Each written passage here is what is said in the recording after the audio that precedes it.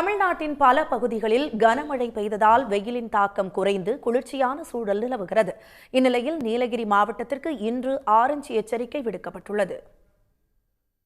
ஹொசூர் மற்றும் அதன் சுற்றுவட்டார பகுதிகளில் 2 மணி நேரத்திற்கு மேலாக கனமழை வெளுத்து வாங்கியது.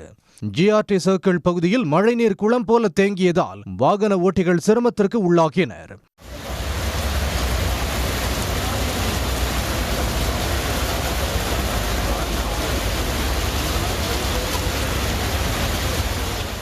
செங்கல்பட்டு மாவட்டம் கிளாம்பாக்கம், கூடுவாஞ்சேரி, சிங்கப்பெருமாள் கோயில் உள்ளிட்ட பல்வேறு பகுதிகளில் பலத்த இடியுடன் 1 மணி நேரத்திற்கு மேலாக கனமழை பெய்தது.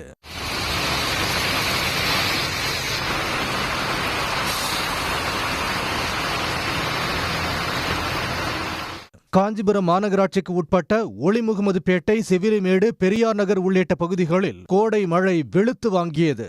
தாழ்வான பகுதிகளில் தண்ணீர் தேங்கியதால் வாகன ஓட்டிகள் பாதிக்கப்பட்டனர்.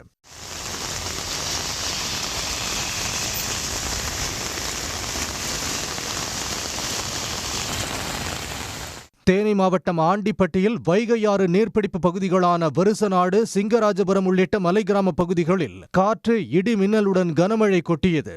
சாலைகளில் ஆறு போல மழைநீர் ஓடியதால் வாகன ஓட்டிகள் பாதிக்கப்பட்டனர்.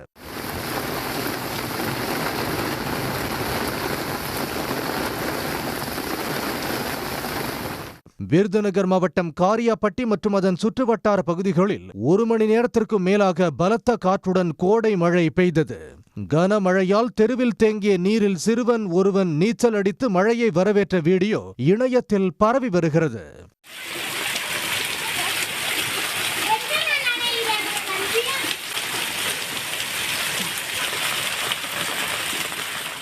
திண்டுக்கல் மாவட்டம் ஒட்டன்சத்திரம் சுற்றுவட்டார பகுதிகளில் கோடை மழை வெளுத்து வாங்கியது.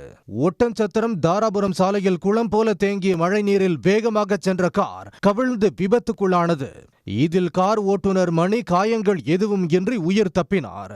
இதனிடையே கோவை, திருப்பூர் உட்பட 12 மாவட்டங்களில் ஓரிரு இடங்களில் இன்று கனமழைக்கு வாய்ப்புள்ளதாக வானிலை மையம் கூறியுள்ளது. நீலகிரி மாவட்டத்தில் மிக கனமழைக்கான ஆரஞ்சு எச்சரிக்கையும் விடுக்கப்பட்டுள்ளது. உடனுக்குடன் செய்திகளை தெரிந்து கொள்ள சன் நியூஸ் பெல் ஐகானை கிளிக் பண்ணுங்க.